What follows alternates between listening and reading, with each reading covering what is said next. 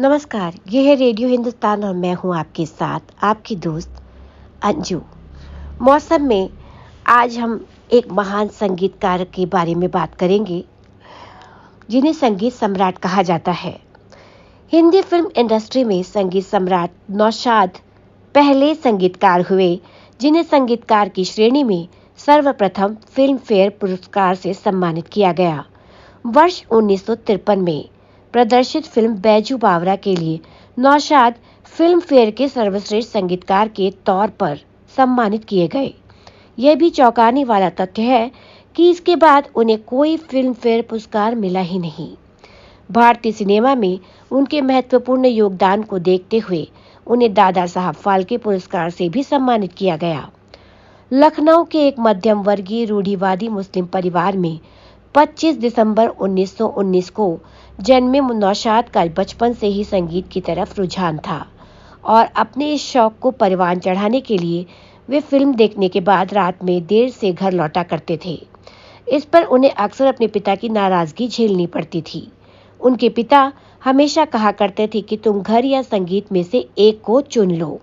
एक बार की बात है, लखनऊ में एक नाटक कंपनी आई और नौशाद ने आखिरकार हिम्मत करके अपने पिता से बोल ही दिया, आपको आपका घर मुबारक, मुझे मेरा संगीत। इसके बाद वो घर छोड़कर उस नाटक मंडली में शामिल हो गए।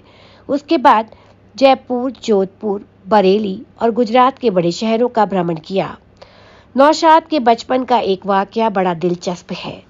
लखनऊ में भोंदूमल एंड सन्स की वाद्य यंत्रों की एक दुकान थी, जिसे संगीत के दीवाने नौशाद अक्सर हसरत भरी निगाहों से देखा करते थे।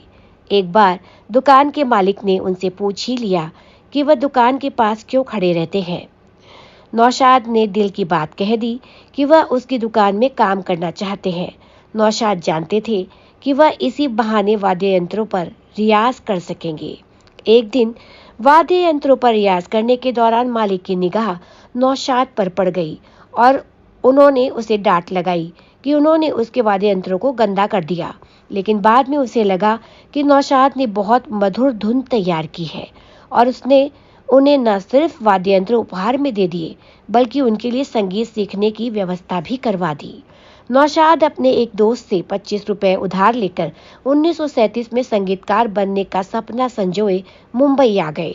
मुंबई पहुंचने पर नौशाद को कई कठिनाइयों का सामना करना पड़ा। यहाँ तक कि उन्हें कई दिन तक फुटपाथ पर ही सोना पड़ा।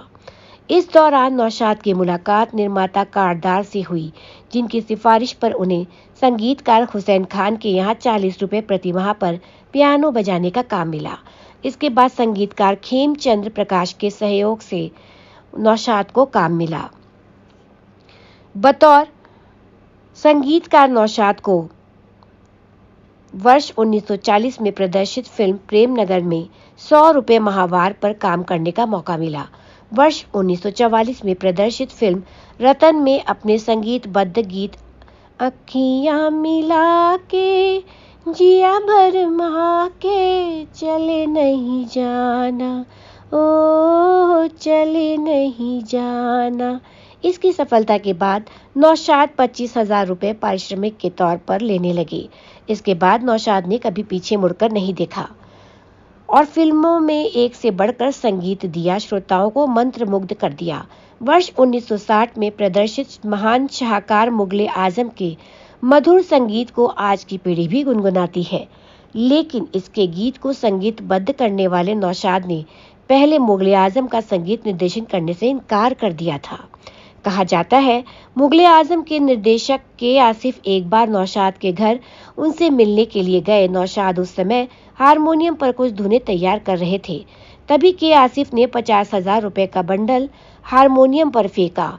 नौशाद इस बात से बेहद क्रोधित हुए। नोटों से भरा बंडल के आसिफ के मुंह पर मारते हुए कहा, ऐसा उन लोगों के लिए करना जो बिना एडवांस फिल्मों में संगीत नहीं देते। मैं आपकी फिल्म में संगीत नहीं दूंगा। बाद में के आसिफ की आरजू मिन्नत पर नौशाद न सिर्फ फिल्म का संगीत देने के लिए तैयार हुए बल्कि इसके लिए एक पैसा भी नहीं लिया। नौशाद ने करीब 6 दशक के अपने फिल्मी सफर में अपना लगभग 70 फिल्मों में उन्होंने संगीत दिया।